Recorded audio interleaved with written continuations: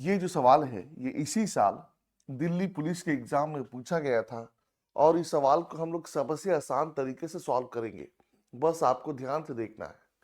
सवाल ये है, पी क्यू तथा आर अकेले काम करते हुए कार्य को क्रमशः इतने दिनों में पूरा कर सकते हैं।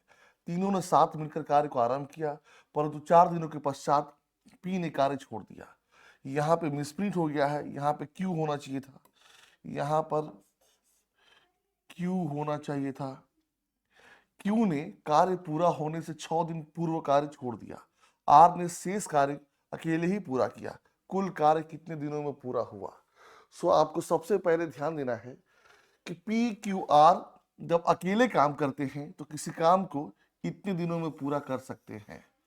तो सबसे पहले हमें यह मानना पड़ेगा कि टोटल काम कितने यूनिट का है। तो इसका एलसीएम निकाल लीजिए, तीनों का एलसीएम निकाल लीजिए। 15 30 का एलसीएम 30 होगा और 2 3 6, 20 30 का एलसीएम कितना हो जाएगा? 60 हो जाएगा। मतलब टोटल जो काम है वो 60 यूनिट का है। टोटल काम 60 यूनिट का है। टोटल 60 यूनिट का काम है, ठीक है, जिसमें से पी क्यू और ये आर है। पी इस 60 यूनिट काम को 15 दिन में खत्म करता है। तो पी एक दिन में कितना काम करता है? 15 चौक 60। पी एक दिन में 4 यूनिट काम करता है। क्यू एक दिन में 20 3 60। आर जो है 30 दूनी 60। ये क्या है? ये एक एक दिन का काम है। पी क्यू आर की एक एक दिन का काम है ये। अब तीनों साथ मिलकर कार्य को आरंभ करते हैं और 4 दिनों के बाद पी काम छोड़ देता है। इसका मतलब 4 दिन तक ये तीनों लोग साथ में काम किए हैं। तो एक दिन में कितना काम होता है? 9 यूनिट। एक दिन में 9 यूनिट काम होता है। तो 4 दिन में कितना काम हुआ इन तीनों के द्वारा?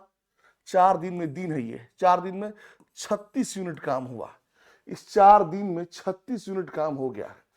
अब आपको ध्यान देना है, क्यू ने कार्य पूरा होने से 6 दिन पूर्व कार्य छोड़ दिया। कार्य पूरा होने से 6 दिन पहले। इसका मतलब आर जो है 6 दिन तक अकेले काम करता है। समझिए इसको ध्यान से। क्यू जो है 6 दिन पहले काम छोड़ देता है, काम खत्म होने के 6 दिन पहले। इसका मतलब आर जो है 6 दिन अकेले काम करता है। तो आर अगर एक दिन में 2 यूनिट काम करता है तो 6 दिन में कितना करेगा? 6 दिन में वो 12 यूनिट काम करेगा और टोटल काम 60 यूनिट का है। टोटल काम 60 यूनिट का है। ये निकल गया। अब हमें क्या है? ये 4 दिन 6 दिन, 4 दिन 6 दिन, बचा कितना यूनिट है?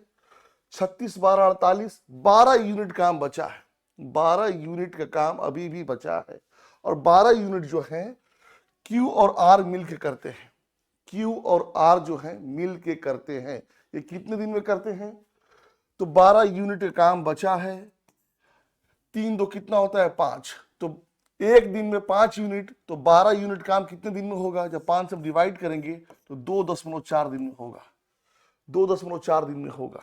2.4, तो यहाँ पे कितना हो जाएगा? 12। ये पी क्यू आर मिल के करते हैं, ये क्यू और आर मिल के करते हैं और यहाँ पे आर अकेले करता है, यहाँ पे आर अकेले करता है। तो टोटल कितना दिन हुआ? 4 6 10, 10 2 12.4। टोटल जो काम है 12.4 दिन में खत्म हुआ। ये हमारा आंसर आ गया। सो आगे बढ़ते हैं। 2 क्रमिक वेतन वृद्धि के बाद एक व्यक्ति का वेतन मूल वेतन का इतना हो गया। यदि दूसरी वेतन वृद्धि में प्रतिशत वृद्धि पहली वेतन वृद्धि के बराबर थी तो प्रत्येक वेतन वृद्धि का प्रतिशत क्या था? आपको ध्यान देना है, 2 क्रमिक वेतन वृद्धि के बाद एक आदमी का जो वेतन है मूल वेतन का इतना हो गया। तो हम मान लेते हैं मूल वेतन पहले 100 रुपया था। कितना था? 100 रुपया था। 100 रुपया मूल वेतन था। तो जो पहली जो वृद्धि होती है, जो पहली वृद्धि होती है वो x% होता है। कितना होता है? x% है। चूंकि ये वृद्धि है तो 100 से ऐड कर देंगे। चूंकि ये वृद्धि है तो 100 से ऐड कर देंगे। 100 + x/100। ये पहला वेतन बढ़ा। पहला वेतन ये बढ़ा। फिर दूसरा, फिर x% बढ़ा तो 100 + x/100। तब जाके जो फाइनल हुआ वो इतना हो गया। 156.25 है। दशमलव हटाने के लिए हम नीचे 100 कर देंगे। ठीक है। समझिए इसको ध्यान से। एक व्यक्ति का जो वेतन है, दो क्रमिक वेतन वृद्धि के पहले एक आदमी का वेतन 100 रुपया था। ये पहला वेतन वृद्धि, ये दूसरा वेतन वृद्धि बराबर इतना के है। ये इस 100 से ये 100 कट गया, इस 100 से ये 100 कट गया। ये क्या हो गया? 100 प्लस एक्स का होल स्क्वायर। इसका मतलब ये भी किसी का होल स्क्वायर है। इसका मतलब है ये भी किसी का होल स्क्वायर है। किसका है ये? 125 का है। किसका है ये? 125 का है ये। जिसके लास्ट में 5 हो, 5 5 25 हो जाता है, और 12 है तो 12 से 13 का मल्टीप्लाई कर देंगे। ये लास्ट में जिसमें 5 होता है उसका ये रूल है ये। तो 12 3 36 के 6 हाथ में लगे, 12 गुणे 13 कितना होगा? 156 होगा। ठीक है, तो यहां से क्या निकल गया कि एक्स का मान कितना कट गया, तो एक्स का मान कितना निकल गया? 25 निकल गया। एक्स का मान कितना निकल गया? 25 निकल गया। ये हमारा आंसर आ गया। आगे बढ़ते हैं। एक बॉक्स में 5 रुपया, 2 रुपया, 1 रुपये के सिक्के इतने के अनुपात में है। बॉक्स में कुल इतने रुपए की राशि है, तो 2 रुपये के सिक्कों की संख्या ज्ञात कीजिए।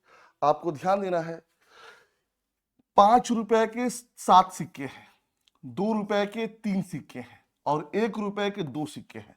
तो 5 सत्ते कितना हुआ? 35। 5 सत्ते 35, 2 तिहाई 6 और 1 दुआई 2, तो 35। 5 रुपया का टोटल 35 हो गया, 2 तिहाई 6 और 2 एकम 2, मतलब टोटल 43 रुपए है। 5 रुपए के 7 सिक्के हैं तो 35 रुपया हो गया, 2 तिहाई 6, तो 6 रुपया 35 41 और 2 एकम 2, मतलब 43 रुपया। टोटल 43 रुपया है। अब आपको ध्यान देना है, जब रुपया 43 है, जब रुपया 43 है, तो 2 रुपए के सिक्के की संख्या कितनी है? 3 है। जब रुपया 43 है तो 2 रुपए के सिक्कों की संख्या 3 है। तो उसी हिसाब से जब रुपया इतना होगा तो 2 रुपए के सिक्कों की संख्या कितनी होगी? तो जब रुपया इतना होगा तो 2 रुपए के सिक्कों की संख्या कितनी होगी? 43 दूनी 86 होता है, 14 7 21, 215 हो गया, 43 25 215, 25 से कितना होता है? 75। तो 2 रुपए के सिक्कों की संख्या कितनी है? 75 है। ये हमारा आंसर आ गया। सो जब भी इस पैटर्न पे सवाल आए आपको ऐसे ही सॉल्व करना है।